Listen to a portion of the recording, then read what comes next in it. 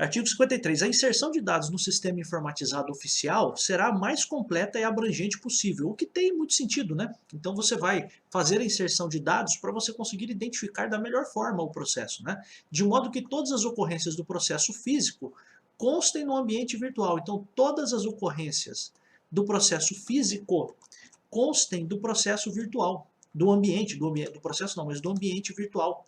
O que faz muito sentido também. Por quê? Porque você, de algum modo, facilita, você permite que as pessoas que não estão no fórum, vendo o processo no balcão do fórum, possam ter mais noção do que está acontecendo. Então, a inserção... Opa, apareceu um negocinho aqui, mas vamos deixar aqui.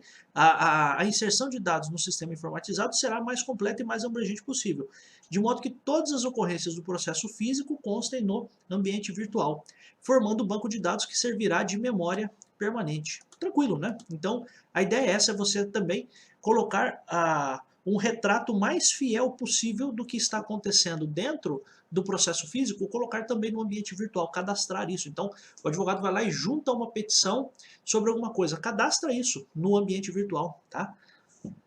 Parágrafo 1º, o cadastro conterá as principais informações a respeito do processo, de modo a individualizá-lo com exatidão. Então, sempre ao individualizar, você conseguir fazer uma identificação mais completa e mais abrangente possível. Isso é um desejo, né, das normas da corregedoria. Por quê? Para você, para quê? Para você ter a clara noção de qual processo você está tratando, né? Então, o cadastro conterá as principais informações a respeito do processo, de modo a individualizá-lo com exatidão.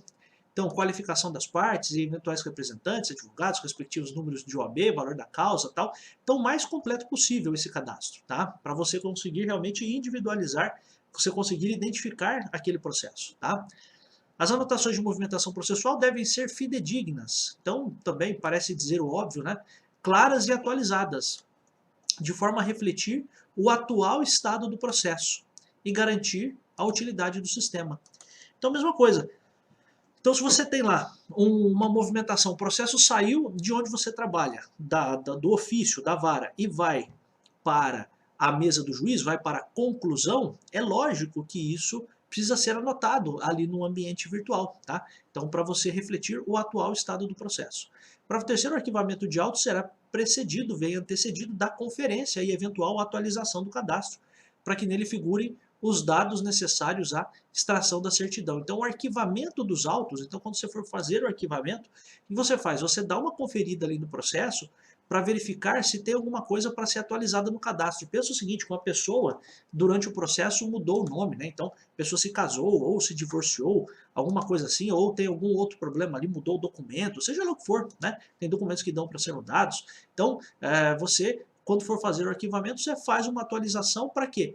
Para que você tenha todos os dados necessários para eventualmente extrair uma certidão. Para quando alguém for até o fórum pedir uma certidão do processo, você tem todos os dados ali do processo já atualizados. Tá? Esse é o 53.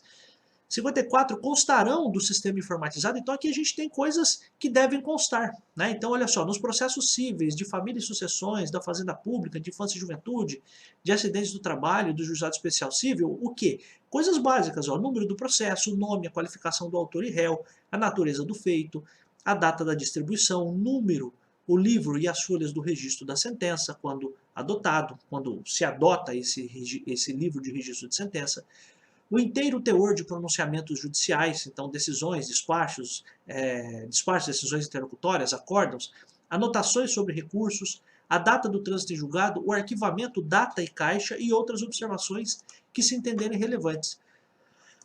O que me parece interessante aqui, tudo isso aqui são dados do processo, né? Então, só uma coisa aqui que, pelo menos para mim, como professor, isso me chama a atenção, essa ideia aqui de que nesses processos aqui, cíveis, famílias, sucessões, fazenda pública, infância e juventude e tal, acidentes do trabalho, juizado especial civil, em todos esses processos você coloca aqui a indicação do arquivamento, data do arquivamento e caixa. Então, data em que foi feito o arquivamento e em que caixa isso está. Olha, foi feito no dia 30 de setembro de 2021, está na caixa 80, por exemplo, tá?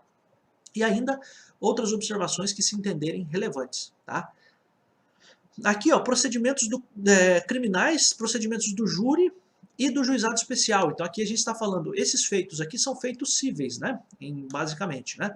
Os feitos aqui do inciso 2º são processos criminais, então vai ter número do processo, nome e qualificação do réu, data do fato, data do recebimento ou rejeição da denúncia, o artigo de lei em que o réu foi em curso, data da suspensão do processo, do 366, e também no juizado especial criminal, a data da prisão, o número, livro e folhas do registro da sentença, quando o cartório usar isso, o inteiro teor de pronunciamentos judiciais, da mesma forma, despachos, decisões interlocutórias, anotações sobre recursos, data da decisão confirmatória da pronúncia, data do trânsito em julgado, data da expedição de guia de recolhimento, de tratamento, internação, o arquivamento e outras observações que entenderem relevantes. Então, muitas coisas aqui de processos cíveis e criminais, elas meio que se repetem. Então, o número do processo, os andamentos do processo. Veja, por exemplo, você está no processo do júri. Claro, você tem a denúncia, então você vai ter que anotar a data do recebimento da denúncia. Né? Você está no processo do júri, né? Então você vai ter a indicação da decisão confirmatória da pronúncia, por exemplo. Né? Aqui, guia de recolhimento. O que é guia de recolhimento? Guia de recolhimento é o documento que vai fazer com que a pessoa vá para a cadeia, que permita que essa pessoa comece a cumprir a sua pena. Tá? Também guia de tratamento e internação, quando a pessoa foi condenada a ficar internada. Então ele é condenado no que a gente chama de medida de segurança. Tá? E de novo, ó, repete, arquivamento, data e caixa e outras observações que entender relevantes. Tá? Então aqui, tanto no procedimento ou no processo civil comum, processo civil, família, sucessões, tudo isso são processos cíveis, né? Todos esses você tem aqui a necessidade de adoção de colocação de informações necessárias, tá? Então aqui os andamentos do processo, né? Então isso me parece muito relevante. E também nos processos criminais a mesma coisa, só fazendo as adaptações, porque no criminal tem a denúncia, não tem a petição inicial, tem a decisão de pronúncia, então você tem lá a decisão que manda o réu para o júri, que é a decisão de pronúncia. Então você tem essas ideias, essas possibilidades aqui, então é muito interessante que você perceba isso. Aí olha só, nos processos de execução criminal, que é um processo diferente, porque esse é um processo em que você só vai ter o cumprimento da pena, você vai ter nome e qualificação do sentenciado, já não é mais réu, né? Já não é mais réu, já é sentenciado, porque a execução criminal acontece com o sentenciado, você não precisa decorar isso, tá? Só estou fazendo aqui uma observação para você. Então, na execução criminal, nome e qualificação do sentenciado, conciliação sempre que possível, conciliação e sempre que possível o número do RG. Isso aqui chama bastante atenção, sempre que possível, o número do RG. Tá? Às vezes não é possível. As guias de recolhimento registradas, então, ó, a guia de recolhimento é feita pela vara criminal e depois essa mesma guia é mandada para a execução criminal. Então aqui, ó, guias de recolhimento registradas, a discriminação das penas impostas em ordem sequencial. Então aqui vai ter o histórico da pena. Os incidentes de execução de pena, então o que são incidentes? O cara cometeu uma falta grave durante o cumprimento de pena, o cara tem aquilo que a gente chama de saidinha de Natal, que é, na verdade, a saída temporária. Então tudo isso vai ficar registrado, anotações sobre os recursos, o inteiro teor dos julgamentos, as progressões de regime, cadastro de comparecimento de albergados, que são pessoas que estão no regime semiaberto, os benefícios concedidos. Então o cara conseguiu lá trocar um tempo de trabalho por pena, que é o que a gente chama de remissão, se isso for concedido para ele, vai ser anotado. As remissões, ó, inclusive aqui tem as indicações, os benefícios outros aqui que a gente poderia ter, poderia ser o benefício da progressão de regime, tá? Poderia ser o livramento condicional também, isso também se enquadraria aqui. A gente precisa fazer um aprofundamento no que é execução criminal, não vai cair para vocês, estou só dando a título de exemplo. As remissões de pena, que são as formas de perdão de pena e outras observações que entender relevantes. E aí, nas cartas precatórias, especialmente, então, nas cartas precatórias o que é importante? A indicação completa do juízo deprecante com o número do processo de origem, conforme o padrão que está dado pelo CNJ. Além disso, a natureza da ação e da diligência deprecada.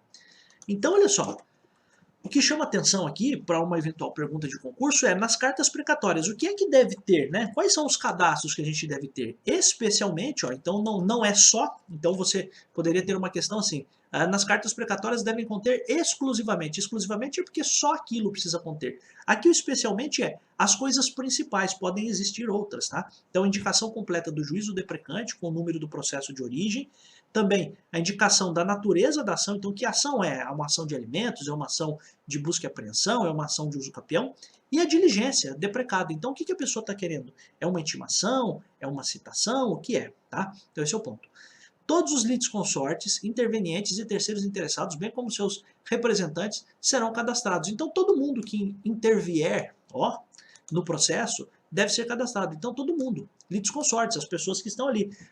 A pessoa A, B, C e D estão processando a Claro. O nome dos 4, A, B, C e D, precisam estar cadastrados no processo. Os intervenientes, as pessoas que fazem intervenções no processo, os terceiros interessados, todos esses cadastrados no processo.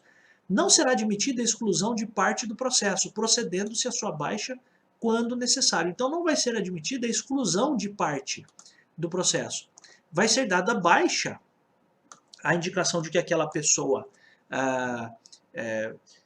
vai ser dada baixa do processo quando for necessário. Tá? Então vai ser feita a baixa do processo quando necessário. Então você tem lá uma pessoa que foi colocada no processo, essa pessoa vai continuar ali, o nome dela vai continuar constando ali. Então não será admitida a exclusão de parte no processo, procedendo-se a sua baixa do processo quando necessário, quando for o caso. Tá?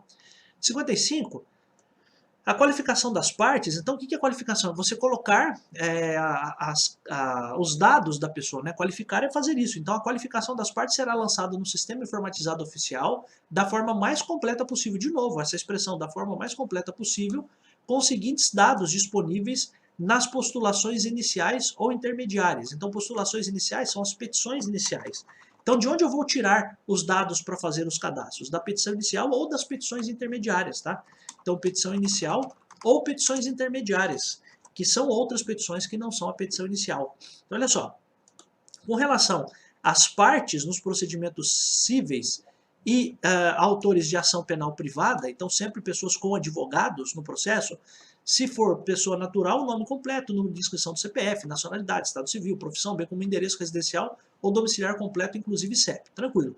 Se for pessoa jurídica ou assemelhada, sua firma ou denominação, então o nome empresarial ali, o nome da empresa, número do CNPJ, endereço da sede, inclusive CEP. Beleza, não tem muito segredo, né? Para fazer a qualificação, basicamente é isso. Com relação a procedimentos cíveis e ação penal privada. Já com relação a ações penais públicas ou privadas, aí olha só, com relação aos acusados. Então, ó, isso aqui são cadastros que são feitos de forma diferente. Isso aqui, ó, o inciso primeiro com relação às partes, então autor e réu.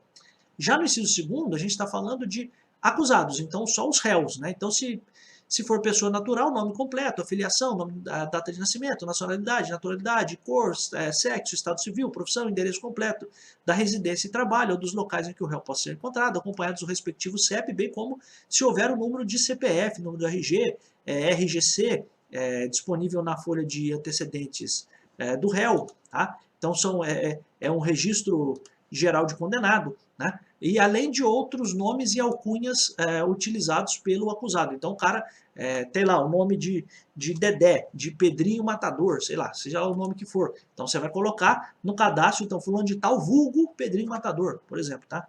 Se for pessoa jurídica, sua firma, denominação, número de inscrição do CNPJ, sua sede e CPF. Tranquilo, né? Então não vejo aqui interesses aqui para fins de concurso em coisas muito mais profundas do que perguntar se sempre o cadastro tem que ser feito, se só pode ser feito o cadastro completo. Não, você vai fazer da forma mais completa possível, mas dentro do que for possível. Tá? Então essa é a ideia. Então com relação às partes, em ações que existem advogados ali, né? Então neste caso você vai fazer o cadastro de todo mundo.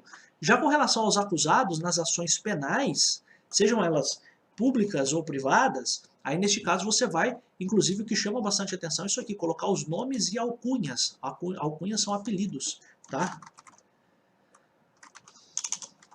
Utilizados pelo acusado, tá? Parágrafo 1º, quaisquer outros dados de qualificação que auxiliem na precisa identificação das partes, RG, título de eleitor, nome da mãe, etc., também são lançados no sistema informatizado. Então, quaisquer outros dados que auxiliem na identificação das partes, eles podem ser lançados no sistema, tá? Incumbirá aos distribuidores e aos ofícios de justiça o cadastramento dos dados constantes das petições iniciais. O que hoje nem acontece muito, tá? Por quê? Hoje você tem um processo eletrônico, o advogado acaba já fazendo todo o cadastro, né? Mas o que a gente precisa entender é que as normas da corregedoria dizem que cabe aos distribuidores, aqui então são os cartórios distribuidores, e as varas, aos ofícios de justiça, fazer o cadastramento dos dados, tá? Então é claro que nem todos os dados serão colocados pelo advogado quando estiver fazendo o preenchimento lá da petição. Então é claro que os distribuidores e os ofícios de justiça podem fazer a complementação disso. Então, distribuidores e ofícios de justiça fazem o cadastramento de dados, que estão constantes das petições iniciais.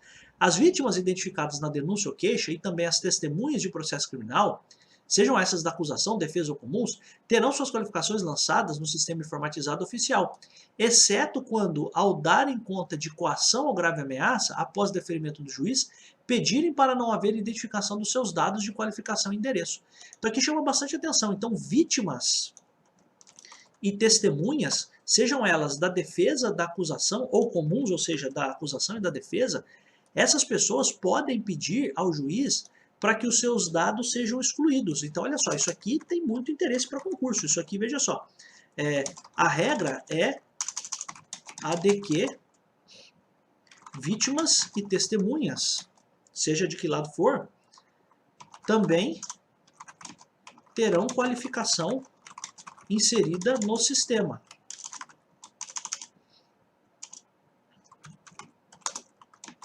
Se houver coação ou ameaça, ou grave ameaça,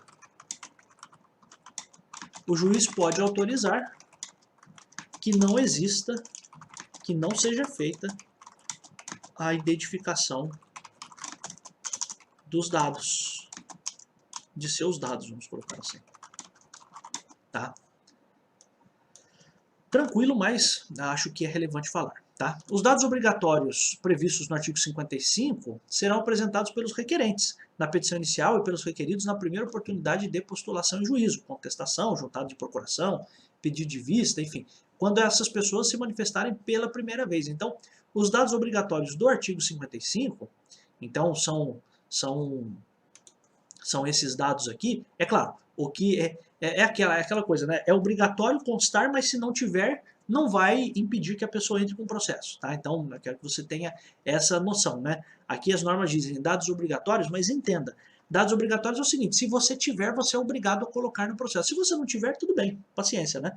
Mas esses dados serão apresentados pelos requerentes na petição inicial, então pelos autores na petição inicial e pelos requeridos na primeira oportunidade em que eles forem se manifestar no processo. Tá? Então, o cara é autor, ele vai fornecer todos os dados quando ele entrar com a petição inicial. O cara é réu, na primeira oportunidade que ele se manifestar no processo, já tem que juntar todas essas informações. Tá?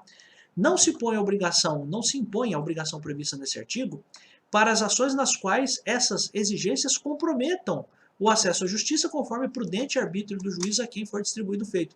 Então, olha só, não se impõe a obrigação, que obrigação de fornecer os dados, tá? Quando essas exigências comprometam o acesso à justiça. Que eu falei para você, às vezes você tem uma comunidade muito simples, muito pobre, e você não tem ali pessoas sequer com o número de RG e CPF.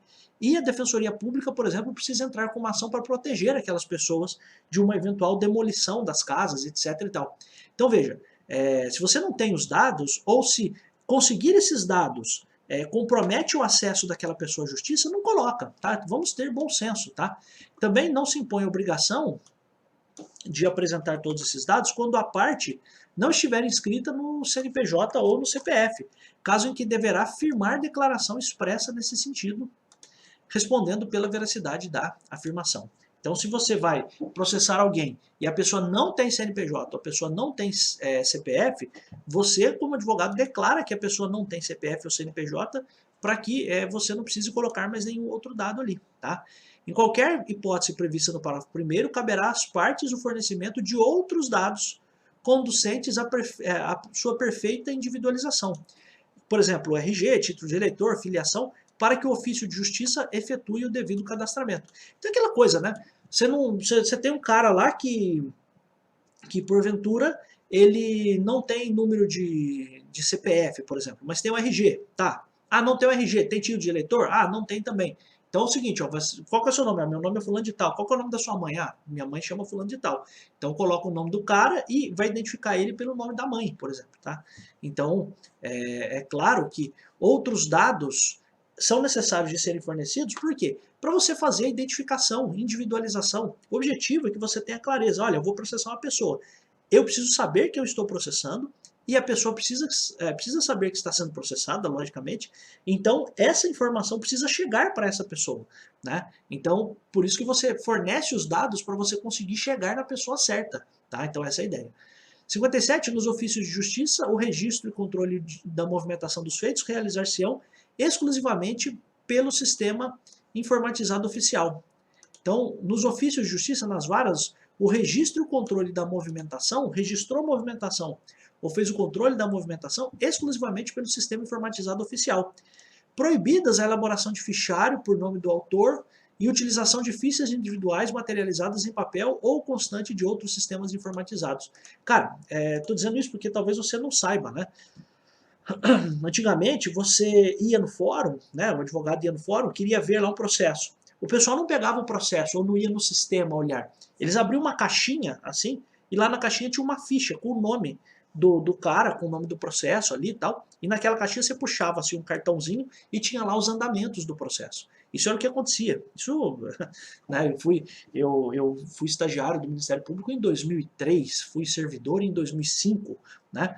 Então veja, são circunstâncias muito interessantes. Então, qual é a grande questão aqui? A grande questão é que todos os registros e os andamentos, movimentação aqui são andamentos, tá? Os andamentos dos feitos são lançados só pelo sistema oficial. Não pode mais nada, não pode papel, não pode fichário, não pode nada, tá? Claro, se você estiver com o sistema funcionando, não pode nada disso. Para os primeiros ofícios de justiça, conservarão as fichas que compõem o fichário por nome de autor, até então materializadas em papel. O que eu falei para você, ó. Os ofícios de justiça conservarão as fichas que compõem o fichário por nome do autor, por nome de autor, até então materializadas em papel, podendo inutilizá-las desde que todos os dados que delas constem sejam anotados no sistema, de forma a possibilitar a extração de certidões. Eu falei para você, o que se deve fazer, se você for trabalhar num local em que tem ainda essas caixinhas, essas fichinhas, o escrevente-chefe vai mandar você pegar tudo aquilo, olhar e começar a lançar tudo no sistema, para depois rasgar aquilo, porque aquilo é um rascunho, aquilo é uma anotação, né? Então, a ideia é de haver a conservação, então os ofícios conservarão as fichas que compõem o fichário por nome do autor, até então materializadas em papel, podendo inutilizá-las. Então, isso aqui pode ser destruído. Não é obrigado a ser destruído, tá? Podem ser destruídos, desde que você faça o lançamento de tudo que está nas fichinhas para o processo, para o sistema informatizado, tá? Para o segundo, as fichas individuais serão encerradas e mantidas em local próprio no ofício de justiça até a extinção dos processos a que se refere e serão grampeadas na contracapa dos autos, por ocasião do seu arquivamento, podendo, no entanto, ser inutilizadas, desde que anotados no sistema informatizado oficial todos os dados que delas constem, a fim de possibilitar a extração de certidões. Então, sempre a ideia é essa. A ideia é sempre de saber quem está sendo processado, por que está sendo processado, todos os dados lançados no sistema informatizado, e aí, se você fez isso, você pode até inutilizar. Então, podendo, no entanto, ser inutilizadas essas fichinhas todas, se você, de fato, colocar tudo que está nas fichinhas, se você lançar tudo isso no processo, tá? Para o terceiro procedimento de inutilização das fichas em nome do autor e das fichas individuais, será realizado no âmbito e sob a responsabilidade do juiz corregedor permanente. Então, essa inutilização das fichas é feito com base em orientações do juiz corregedor permanente, o qual verificará a pertinência da medida, então vai verificar se isso é pertinente, a presença do registro eletrônico, então ele vai conferir se tudo que está nas fichas foi lançado nos processos, nos sistemas, né? Conservação de documentos de valor histórico, então precisa verificar se não é um processo histórico ali, a segurança de todo o processo em vista das informações contidas nos documentos e demais providências administrativas correlatas. Tranquilo, o que me chama bastante atenção aqui é que essa inutilização, a inutilização é feita sob a orientação e supervisão do juiz corregedor permanente. Tá? Então esse é um ponto importante, que verificará se tudo que constava nas fichas foi lançado no sistema informatizado. Tão simples quanto isso, tá? Artigo 58, as cartas precatórias serão cadastradas no sistema informatizado segundo as mesmas regras dos processos comuns, consignando-se ainda a indicação completa do juízo deprecante, o que a gente até já falou, né? E não apenas a comarca de origem, então precisa ter o juízo deprecante. Então não basta ser uma precatória de Campinas, precisa ser carta precatória da terceira vara civil de Campinas, tá? O nome das partes, natureza da ação e a diligência deprecada. É importante sempre que conste a diligência. Então, foi feita essa precatória para quê? Qual é a diligência que vai ser feita? Né? Parágrafo único, as movimentações pertinentes, como a devolução à origem ou retorno para novas diligências e respectivas datas, serão também anotados no sistema. Então, tudo que aconteceu com a precatória, o juiz de Campinas mandou para o juiz de Santos. O juiz de Santos cumpriu a precatória, ele devolve a precatória cumprida para o juiz de Campinas. Então, essa devolução à origem é de onde ao juízo deprecante, né?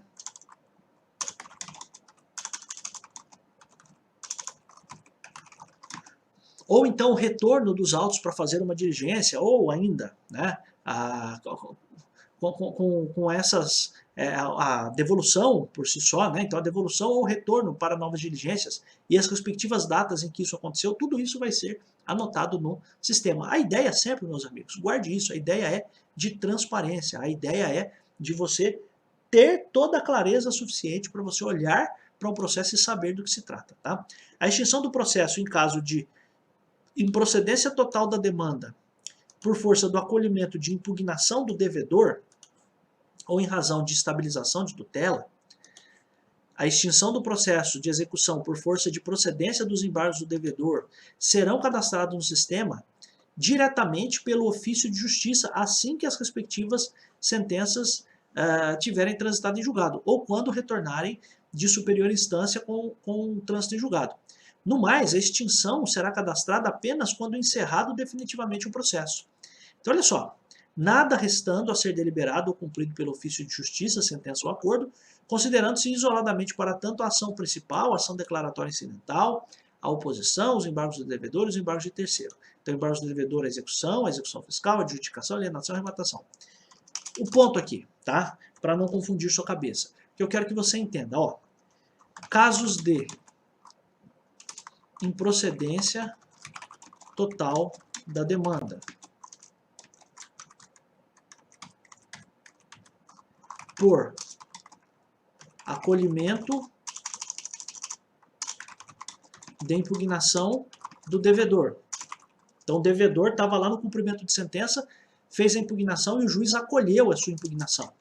Né? Extinção do processo por força, estabilização da tutela.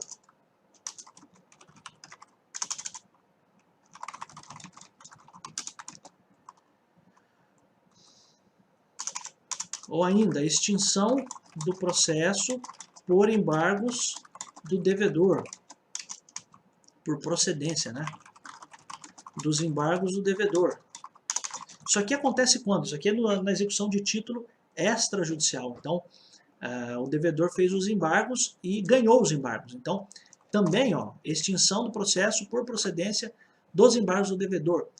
Tudo isso vai ter um cadastro feito, ó, diretamente pelo ofício de justiça assim que as respectivas sentenças transitarem em julgado.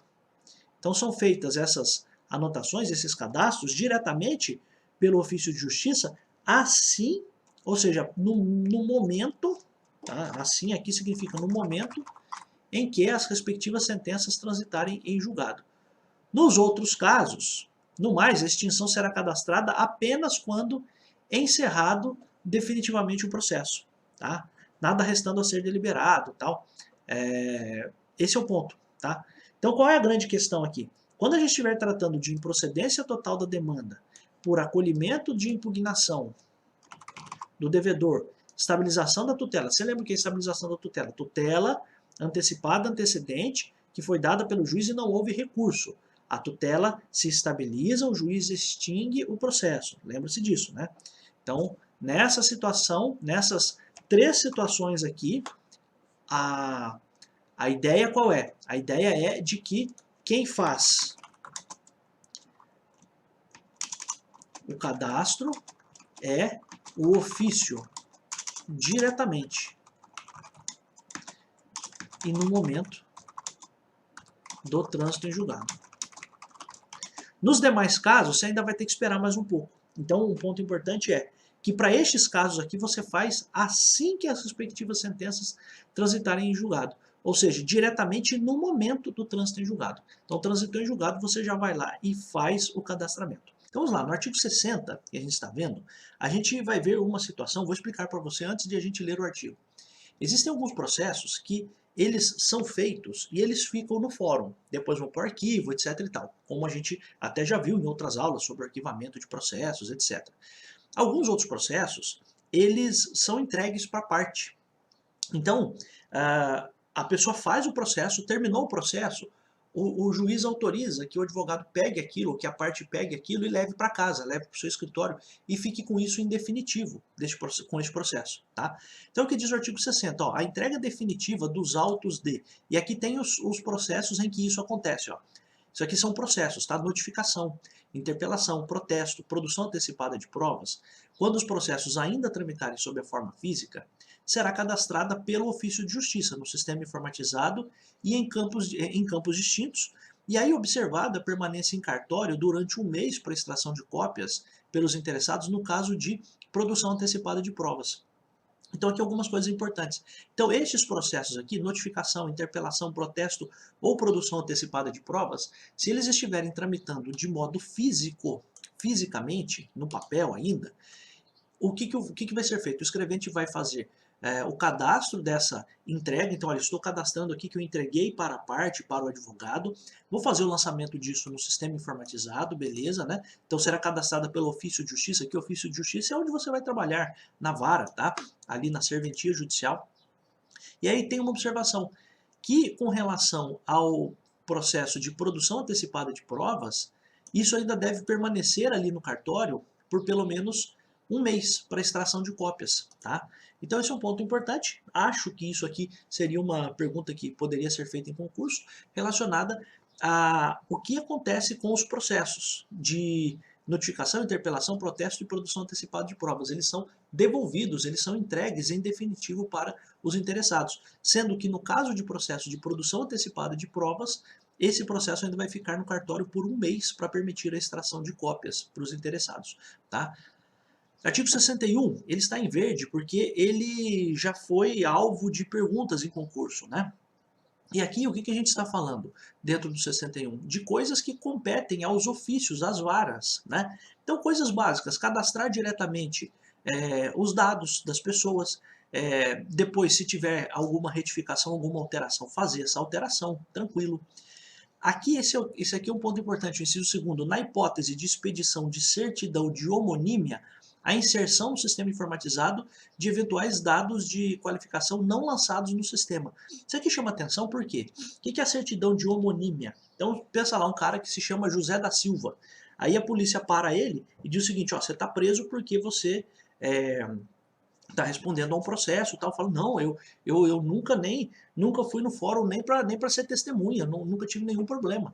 Aí o que acontece? O advogado vai pedir uma certidão de homonímia, para dizer que a pessoa que está sendo processada é um homônimo, tem o mesmo nome. Tá? Então, às vezes isso acontece, você já deve ter visto isso na televisão. Um cara que está preso lá, a polícia parou ele foi no hospital, tinha lá um mandado de prisão contra ele, o cara do hospital já ligou para a polícia, já foram pegar o cara, né? Ou o cara vai no poupa-tempo, né? Vai tirar um novo RG e chega lá e ele recebe voz de prisão. Quando no fundo, por vezes, pode ser que seja um homônimo, pode ser que seja uma pessoa com o mesmo nome dele, que está com mandado de prisão, e por algum motivo houve ali uma confusão, enfim, o cara vai processar o Estado depois, isso é claro, né? Mas para tirar essa certidão de homonímia, o servidor ele vai inserir no processo, ali nos dados do sistema informatizado, até outros dados que podam não, né, que possam ajudar a melhor identificar aquela pessoa, tá?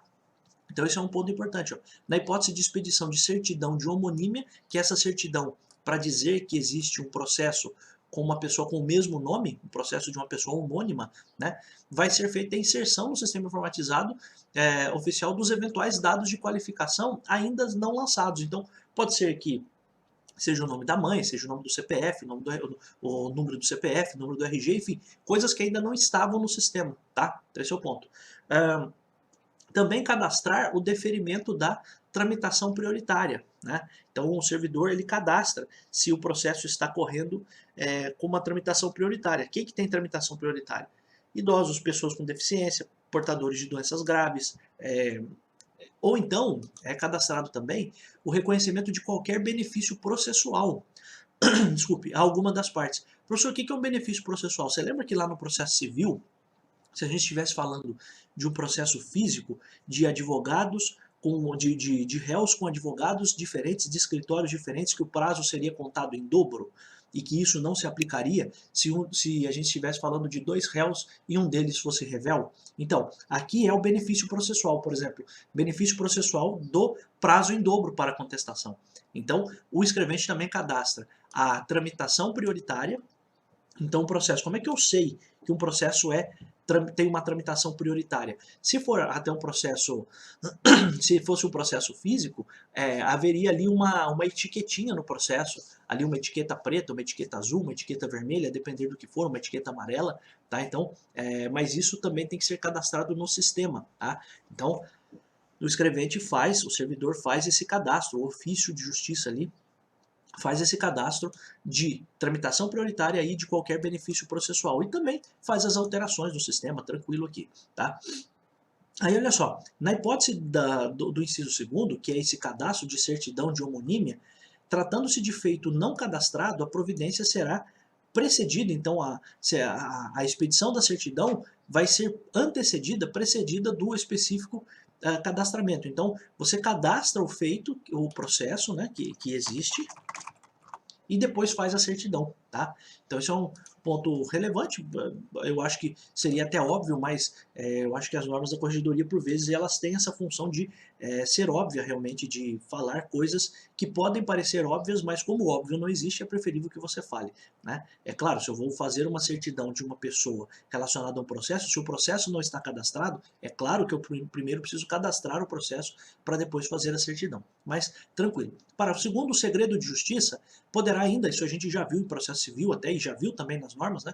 O segredo de justiça poderá ainda ser gerado automaticamente pelo sistema informatizado, a depender do tipo, da natureza da ação. Tranquilo também. Artigo 62. Quando a mesma parte estiver vinculada a processos que tramitam em outros ofícios de justiça, as eventuais retificações de seus dados não serão aplicadas a outros feitos do juízo, o que é ruim, tá? O que, para mim, acaba sendo ruim. Eu por exemplo, sou procurador da Fazenda, e aí você tem um processo contra uma pessoa. Daí depois você tem um outro processo contra a mesma pessoa.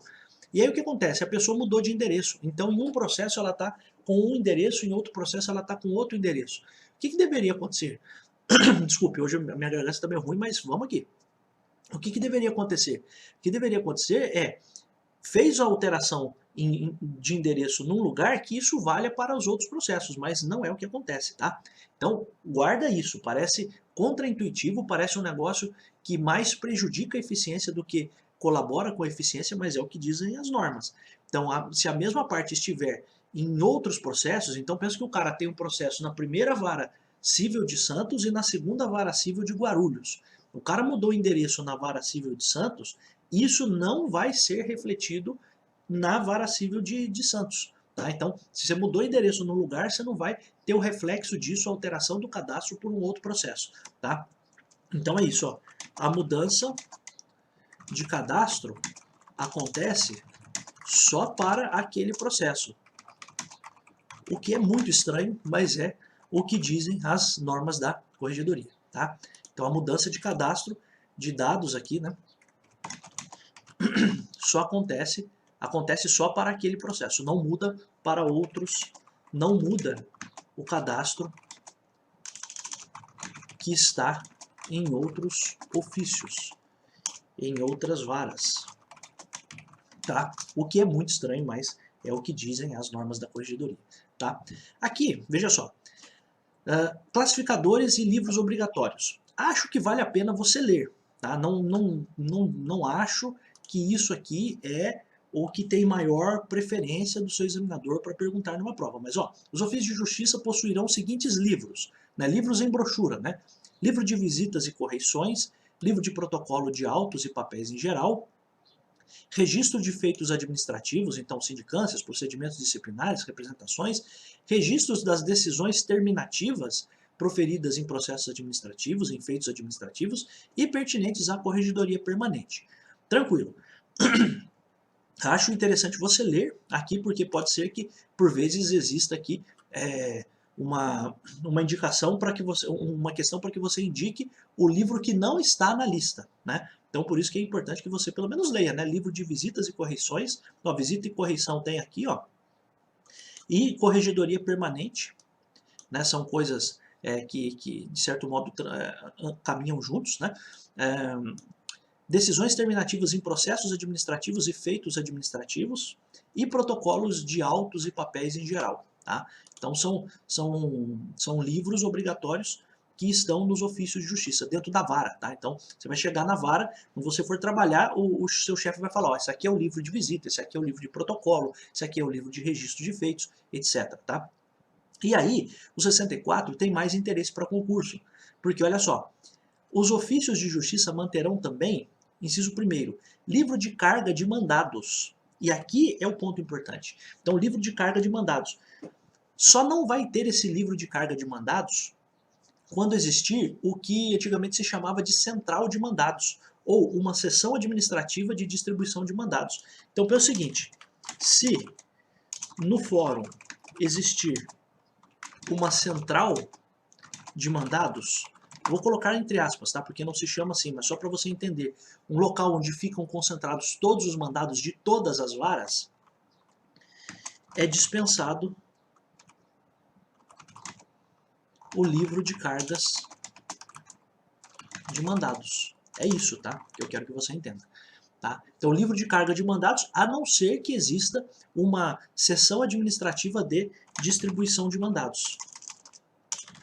Seção, vou até colocar aqui, seção de distribuição de mandados. Tá? Então, se no fórum existir uma central de mandados, você não precisa desse livro de cargas, porque o controle vai ser feito pela própria central, pela própria seção de distribuição. Tá? Agora, pensa o seguinte, você está lá numa comarca pequena, só tem duas varas, a primeira e a segunda vara. Aí o oficial de justiça vai ficar vinculado à primeira vara, ele vai fazer ali, quando ele retirar o mandado, ele vai assinar um livro de carga de mandado, dizendo o seguinte, olha, estou retirando aqui o mandado do processo tal para dar cumprimento. Tá? Essa é a ideia. Também o ofício de justiça manterá também controle pela utilização de livros de folhas soltas ou outro meio idôneo das remessas e recebimento de feitos de tribunais, até que seja implementado no sistema informatizado o oficial controle eletrônico. Então aqui, a ideia é de você fazer o controle pela utilização de livro de folhas soltas ou outro meio idôneo dos processos que são mandados para o tribunal. Tá? Então, remessa, então, o envio e o recebimento. Ó, recebi o processo do tribunal. Então, isso pode ser feito por livros de folhas soltas ou outro meio idôneo. Então, poderia até mesmo ser feito num livrinho como se fosse uma brochurinha, em vez de ser um livro de folhas soltas. Então, não tem uma obrigação de ser exatamente em livro de folhas soltas. Não sei se isso aqui tem interesse para concurso, tá? Vai que cai, né? Mas acho importante. Pelo menos a gente falar. Controle de horário. Então, ó, manterão também controle de horário de entrada e saída por intermédio do livro de ponto, do livro ponto ou do relógio mecânico, caso existam servidores não cadastrados no sistema de ponto biométrico. Então aqui você vai ter esse controle de horário apenas se não existir já ali na vara servidores, se não existir ali todo mundo com o cadastro de ponto biométrico. Então pensa o seguinte, um servidor que acabou de entrar, pode ser que o ponto dele, você passou no concurso, você ainda não tem lá o cadastramento biométrico. Então por enquanto você vai fazer o seu controle desse jeito, controle de horário de entrada e saída por meio do livro de ponto ou relógio mecânico, aqueles reloginhos de bater o cartão mesmo. Tá? Inciso 4º, livro de registro geral de feitos com índice se não estiverem integrados ao sistema informatizado oficial. Então, você vai ter um registro de todos os feitos. Eu quero saber todos os processos que tem aqui nesta vara. Você faz isso no livro de registro geral de feitos, com índice, né, para você saber como procurar isso. se esses processos não estiverem integrados ao sistema informatizado. Tá? Outro livro importante, livro de registro de sentença, salvo se cadastrada no sistema informatizado. Então você está percebendo que sempre que você tiver o, o dado ou a informação ou aquilo que você quer registrar já no sistema informatizado, você não faz o registro físico. Eu acho que essa é a ideia importante, tá? Que você precisa ter em mente. Se você tiver alguma coisa feita eletronicamente, você não precisa fazer aquilo fisicamente, tá? Então, é a mesma coisa, é registro geral de feitos. Você vai ter esse livro se você não tiver no sistema informatizado. Aqui é a mesma coisa, controle de horário se você não tiver o cadastro no ponto biométrico, tá? Então essa é a ideia. O que chama a atenção aqui do 64 é esse inciso primeiro aqui, porque aqui não faz nenhuma menção de processo eletrônico ou físico, apenas faz menção à existência ou não da central de mandados, dessa seção administrativa de distribuição de mandados. Então, se na localidade não existir esta seção de distribuição de mandados, onde todo mundo ali, primeira vara, segunda vara, terceira vara, manda todo mundo para o mesmo balaio, ali a central de mandados é isso, né? Essa seção de distribuição de mandados é isso. Todos os mandados de todas as varas ficam ali. Aí o chefe lá dos oficiais de justiça joga para cima assim e fala, ó, você vai pegar isso aqui, você vai pegar isso aqui, você vai pegar isso aqui. Não, tô brincando, tem um critério, né, para cada um fazer uma coisa, mas é só para você entender. Às vezes o oficial de justiça, na distribuição de mandados, nessa central, nessa seção de distribuição de mandados, ele pode sair e cumprir mandado da primeira, da segunda, da terceira, da quarta, da quinta vara, por exemplo, tá? É diferente de um oficial de justiça que está vinculado apenas a uma vara. Tá? Então só pensa nisso, porque para mim, se eu tivesse que perguntar alguma coisa em concursos, se eu fosse perguntado de alguma coisa que tem interesse para concurso, seria isso aqui. Então você ter um livro de carga de mandados, salvo se as respectivas varas forem atendidas pela seção administrativa de distribuição de mandados. Isso aqui chama muito atenção. Tá? No 65, nos ofícios de justiça integrados pelo sistema informatizado oficial, os registros de remessa e recebimento de feitos formalizar-se-ão e petições, né, formalizar-se-ão exclusivamente pelas vias eletrônicas. É o que eu falei para você, ó, se está integrado ao sistema, vai fazer tudo de modo eletrônico, tá? Então, tranquilo aqui, sem maiores indagações, tá?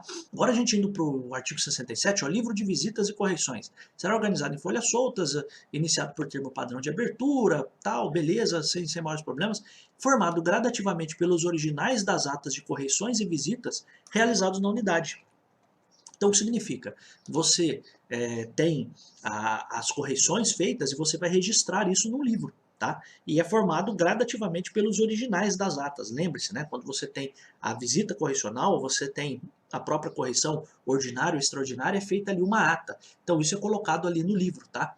Assinadas pelo juiz corregedor permanente, escrivão e demais funcionários da unidade. Tranquilo, né?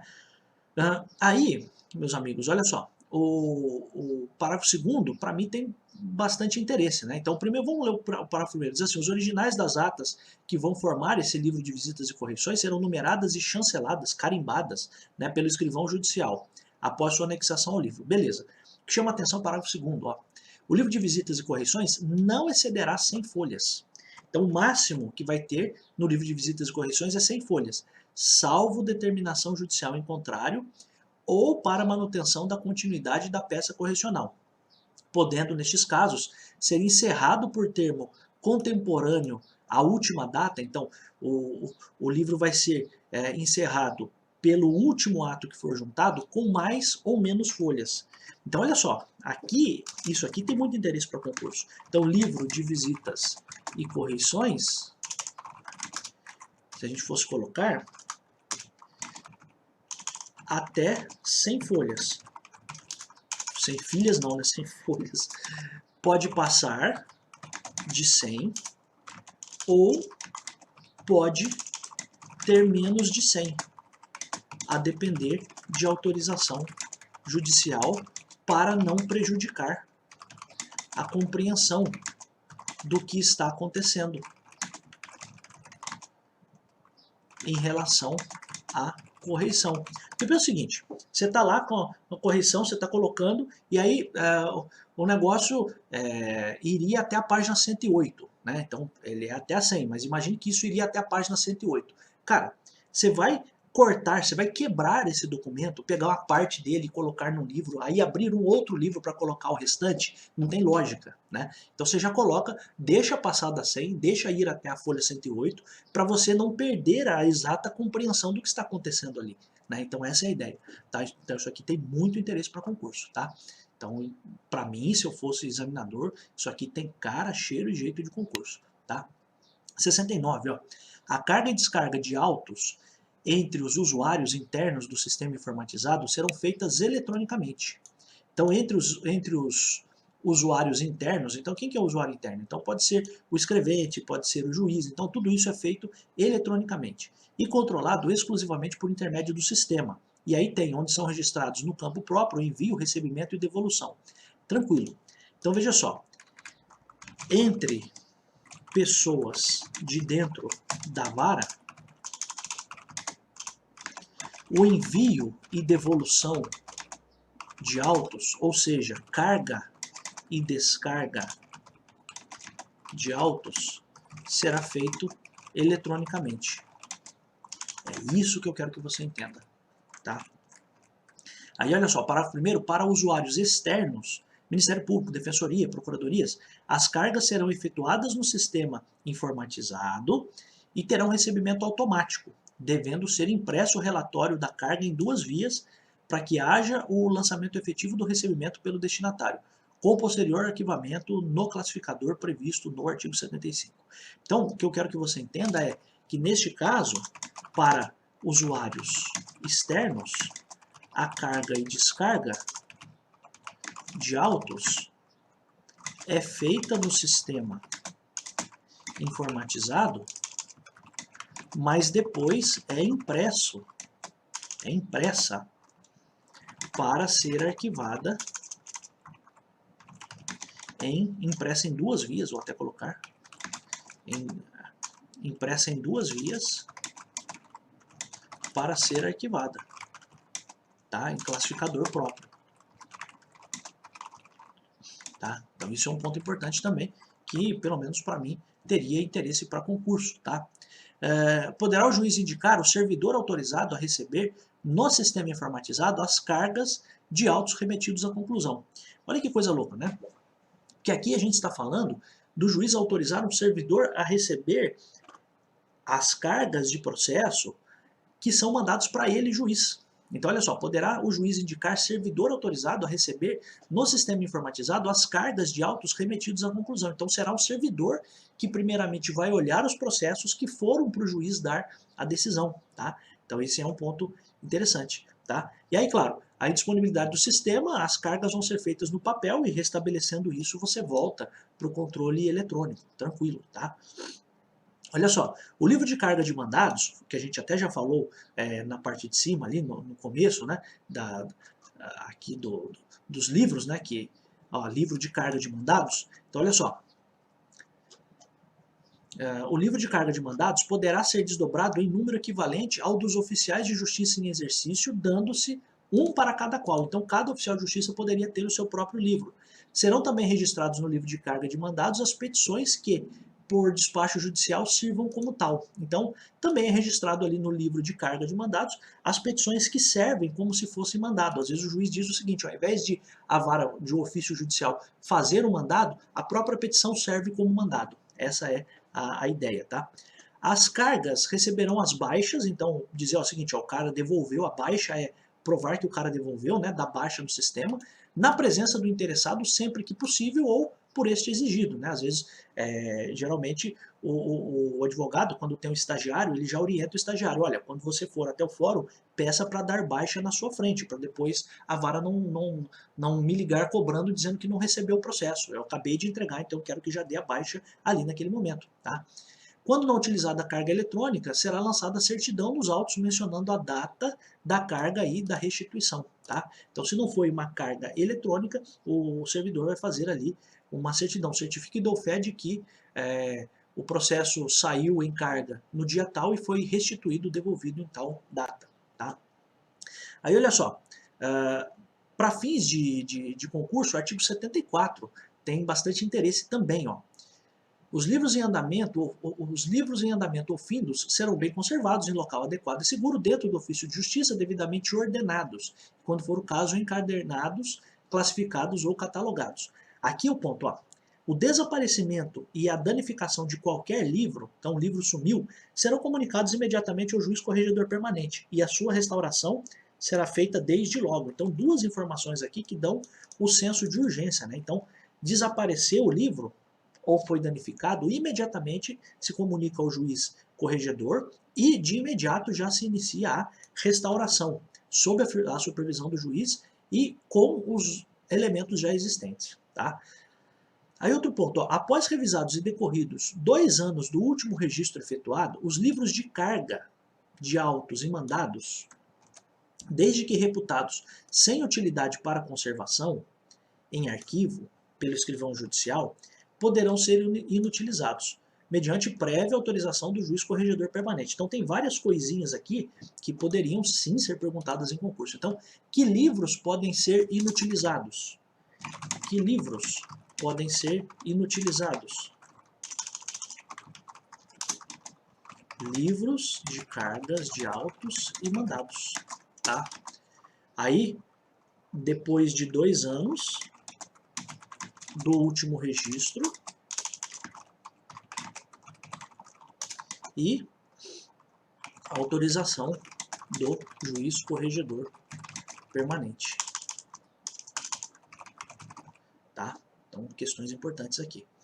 Aí, olha só, classificadores são aquelas pastinhas, né, que a gente já viu onde ficam os documentos. Aí tem para atos normativos e decisões da corregedoria, cópias de ofícios expedidos, ofícios recebidos, para guia de recolhimento de diligências do oficial de justiça, para relatórios de cargas eletrônicas, petições e documentos desentranhados, para autorizações e certidões de inutilização de livros.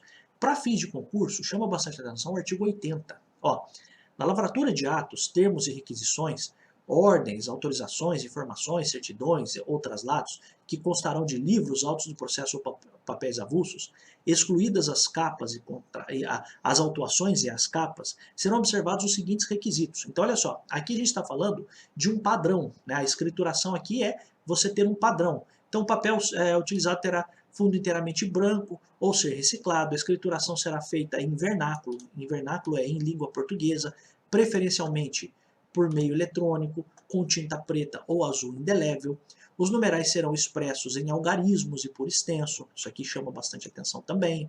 Né? Os espaços em branco não aproveitados nos livros e autos de processo serão inutilizados. As assinaturas deverão ser colhidas imediatamente após a lavratura do ato ou termo. Então você não pode deixar coisas ali em branco por assinar. Tá? Então isso é um negócio interessante.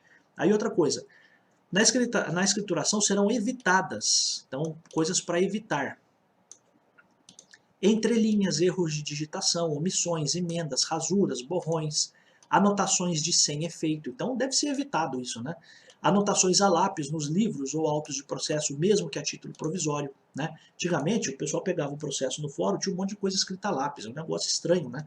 Eu acho que por isso até que eles colocaram esse artigo aqui. Então, na ocorrência das irregularidades previstas no inciso 1º, que é entrelinhas, erros de digitação e tal, far-se-ão as devidas ressalvas, antes da subscrição do ato, de forma legível e autenticada. Então, a pergunta é a seguinte, se houver uma emenda, o que acontece? Essa emenda, essa rasura, esse borrão, precisa ser justificado ali, tá? Então, ó, as ressalvas do inciso 1º, ó, que são entrelinhas, erros de digitação, omissões, emendas, rasuras ou borrões, eles devem ser evitados, mas se acontecerem, caso eles aconteçam, eles devem ser ressalvados, tá? É isso que eu quero que você entenda. Então, não é que é bom que se evite, mas se acontecer, você deve fazer uma ressalva de forma legível e autenticada, para as pessoas saberem o que está acontecendo ali. Tá? As anotações previstas no inciso 2º, de sem efeito, quando estritamente necessárias, sempre serão datadas e autenticadas com a assinatura de quem haja lançado nos autos. A mesma coisa. Tá? Então, tudo isso aqui é um conjunto de coisas que são desaconselháveis de acontecer, mas se acontecerem, você precisa fazer uma justificativa bem fundamentada para isso. Tá? Artigo 82, na escrituração é vedada, é proibida algumas coisas, a utilização de borracha ou raspagem, né? Assinatura de atos ou termos em branco. Então, claro, você não pode deixar já coisas previamente assinadas ali, né? Utilização de abreviaturas, abreviações, acrônimos, siglas ou símbolos, excetuando-se as formas consagradas pelo vocabulário ortográfico da língua portuguesa da Academia Brasileira de Letras, adotadas por órgãos oficiais, tá? Então é lógico, você pode colocar, por exemplo, o RG, né? Porque RG você já sabe que é uma sigla que já é conhecida por todo mundo, mas evite abreviaturas, tá? E também, ó, é proibida a utilização de chancela ou de qualquer recurso que propicia a reprodução mecânica da assinatura do juiz. Né? Eu lembro que eu fui servidor do Ministério Público e tinha um promotor, não é juiz, né, mas ele tinha um carimbo da assinatura dele. Então veja só, imagina um cheque, né? Eu pego lá e boto o carimbo da assinatura dele num cheque. Imagina se eu fizesse isso, né? Mas é proibido, tá? Carimbo, chancela que reproduza a assinatura do juiz. Não dá para fazer isso, tá? Artigo 84. Os instrumentos de ordens, requisições precatórias, ofícios e autorizações judiciais, bem como os demais atos e termos processuais, sentenças, decisões e despachos, conterão de forma legível o nome completo, o cargo ou a função da autoridade judiciária e dos servidores que os lavrem. Confiram e subscrevam, a fim de permitir a rápida identificação. Então isso aqui chama atenção também, isso aqui já foi perguntado, né? Então tudo que você tiver no processo precisa ter o nome, o cargo, a função de quem é o juiz ali, se é um juiz titular, se é um juiz substituto, se é um escrevente, etc. Tá? Para permitir a fácil identificação. Tá? O escrivão certificará a autenticidade da firma do juiz que subscreveu o documento. Então, o escrivão, chefe do cartório, faz o reconhecimento da firma do juiz. Quando? Na expedição de alvará de soltura. Então essa poderia ser uma pergunta. Quando que o escrivão tem que reconhecer a firma do juiz? Na expedição de alvará de soltura, quando houver dúvida sobre a autenticidade da assinatura, da firma. Então isso aqui, cara, para concurso isso aqui tem muito cheiro de concurso. Quando que o escrevente, chefe ou escrivão tem que fazer a autenticação da assinatura do juiz? Expedição de alvará de solturas, ó, mandados ou contramandados de prisão, requisições de preso e para os quais a lei exige a certificação de autenticidade, tá? Então são pontos aqui relevantes. Por exemplo, quando você vai fazer a carta precatória, você tem lá um procedimento para que seja feito o reconhecimento de firma do juiz, lembre-se disso, né? Então, questão relevante também. Então, nos ofícios de justiça contemplados com o sistema informatizado oficial, que permite a utilização de ferramenta consistente de assinatura por certificação digital, é claro, se for assinatura digital, dispensa-se a certificação de autenticidade, né? Então, é claro que tudo isso aqui que a gente está fazendo para uma situação de uma assinatura física do juiz, tá? Se for uma assinatura eletrônica, de novo, né? Aquela mesma ideia. Algo que é eletrônico, você deixa de fazer o físico. Tá? Então esse é um ponto aqui importante. Artigo 87, ó, ao receber a petição inicial ou a denúncia, o ofício de justiça providenciará em 24 horas a autuação. Então autuar, colocar ali na capinha, né, ó, colocar a capinha no processo. Nela fixando etiqueta que gerada pelo sistema informatizado e oriunda do distribuidor, atribui número ao processo e traz outros dados relevantes. Tá? E é dispensada a lavratura de certidão do inteiro teor dos autos, da autuação e do registro do processo. Então, o servidor não precisa dizer o seguinte: certifique e dou fé de que autuei os autos, etc. E tal. Isso não precisa mais. Tá?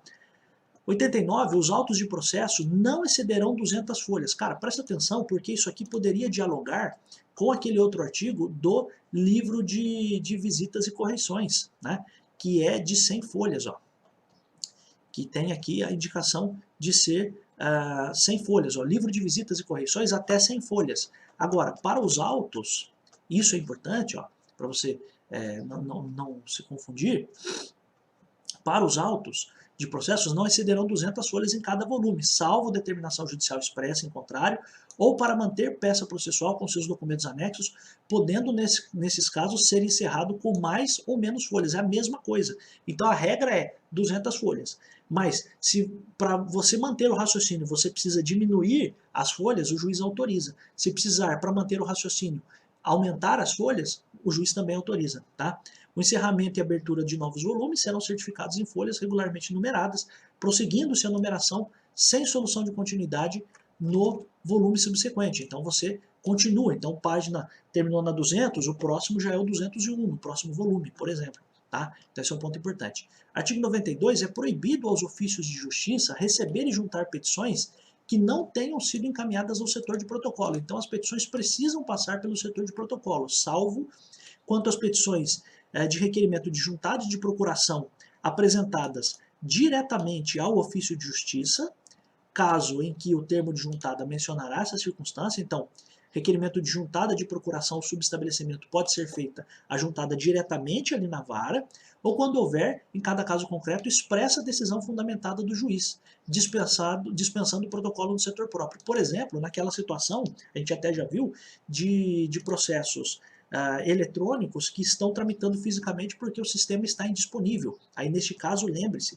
que é possível que o juiz da vara autorize que seja feito o protocolo ali na vara. Lembre-se disso, tá? Por ocasião da juntada de petições e documentos, lavrar-se-á o respectivo termo de juntada. Então, nesta data, junto aos autos, tal documento, tal. Então, isso é uma questão interessante também. Para a juntada, na mesma oportunidade de duas ou mais petições e documentos, será confeccionado um único termo de juntada. Então, com relação com a relação das peças. Então, você juntou lá várias petições, você faz um termo só. Se você está fazendo isso no mesmo momento, tranquilo, só faz a menção ali, tá? É vedado o lançamento do termo de juntado na própria petição ou documento a serem encartados. Então, precisa ser uma folha separada, tá? Essa é a ideia.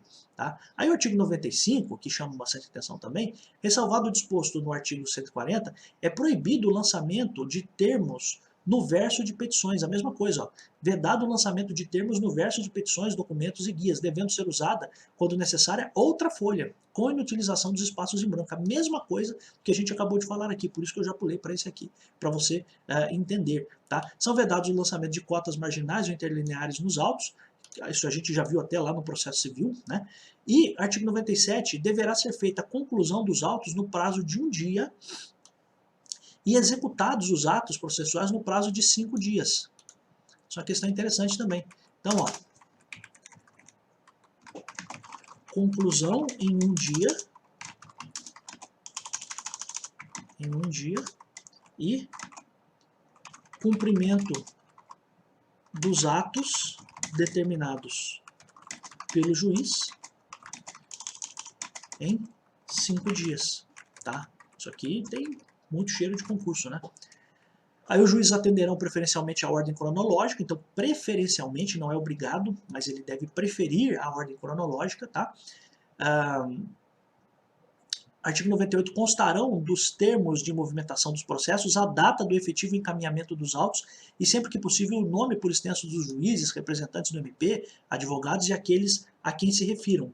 Então, nos termos de movimentação dos processos, constam ali o nome das partes. Eu acho que me parece óbvio isso, né?